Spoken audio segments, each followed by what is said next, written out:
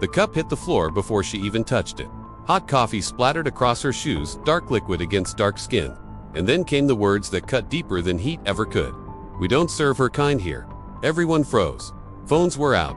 Some laughed. Nobody moved. Her name was Danielle Carter, a trauma nurse, who had just finished a 14-hour shift. She'd spent her night saving a teenager from a gunshot wound, holding pressure on a wound until her hands cramped. And now, at 7 a.m., all she wanted was caffeine to stay awake for her next shift. Instead, she was being treated like a criminal for the color of her skin.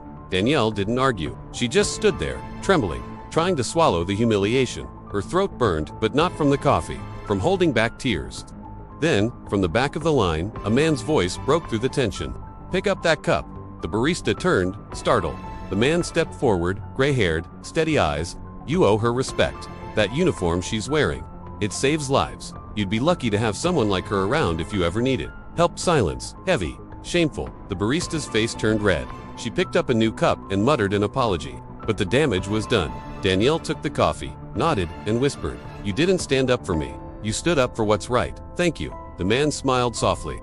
"Ma'am, the world changes one act of courage at a time." She walked out, still shaking, but this time, it wasn't from anger. It was from hope.